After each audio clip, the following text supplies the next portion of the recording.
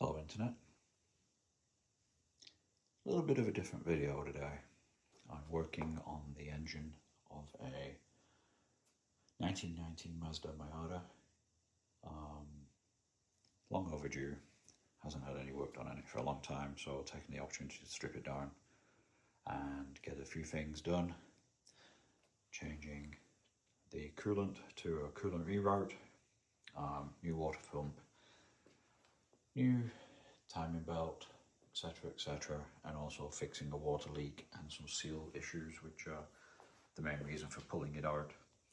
We're doing a quick video here on the lifters.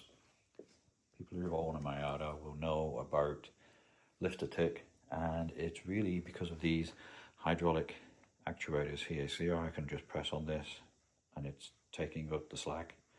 I'm not pressing on the valve, I'm just pressing on the actual lifter itself. Well, this is what they're supposed to do. They're supposed to take up the the lash or slack, so that you don't hear a clacking noise when the cam comes around and hits them. And over time they get stuck. So these two are okay. This one I've already played around with and fixed. This one's okay. This one a little bit stiffer. This one a little bit stiffer. This one completely stiff, not moving at all really. This one, same. And then on the intake side, these are all pretty much okay. A little bit of movement, a little bit of movement, movement, movement, movement. A little stiffer there. That one's stuck, and this one's okay. So the fix for this is pretty straightforward. You can just go buy new ones. But a better fix really is if you can just take it out, you just pull them out with your fingers. And see, there's the lifter. And what we're going to do is we're going to, oh, by the way, when you do take them out, make sure you just do one at a time, because you need to put them back in the same position. So I'm taking out the second one here on cylinder number 4 on the exhaust side. And we're going to go over to the bench. Messy bench anyway. Alright, so now you've got your lifter. And you need to get your pliers into here. So this is the bit that the valve is against. Again, this is the bit that the camshaft goes against. I'm going to get my pliers into here.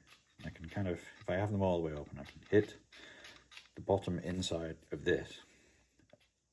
And then I'm going to grab hold of the center. And I'm going to give it a bit of a twist. And we're going to pull and out. Hopefully you saw that. I'm just going to grab hold of the center, give it a bit of a twist and a pull, and out comes the interior piece. And we put this down, and then in here there's two parts to it. There's a center piece and an outer piece, and the outer piece has got a spring in there. There's a whole bunch of dirty oil in here, so we're just gonna, with cheapest brake part cleaner you can find, anything like this. I always like using brake part cleaner. It is very good. We take spring out. You can see all the dirty oil. Just going to give that a rinse.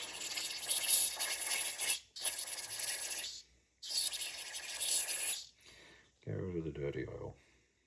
That's it. And then this is the bit that causes the problems. So oil goes inside here, and then there's oil exit points. You can see here on the outside, and those get gunked up. So if I could just put them, conveniently there's a hole right in the center here, so you can put nozzle straight in to the center and just give it a few splashes until the oil starts coming out the bottom.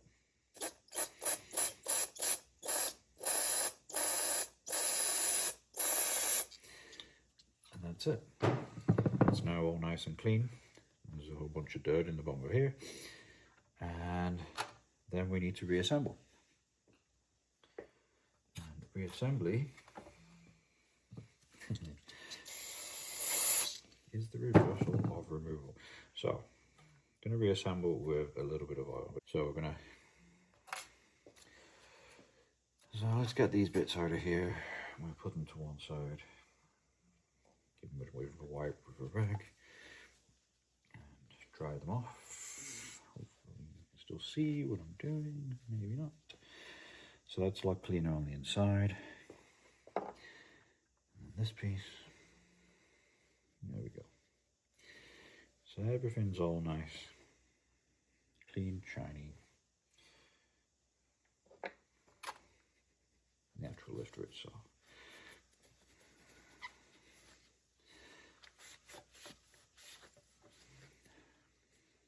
All good, clean, shiny. Right.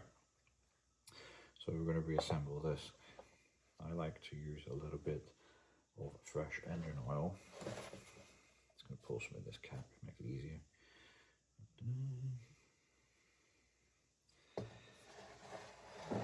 Try to avoid spill out. I'm just going to get a finger of oil, bit of iron inside, etc. Put the spring in,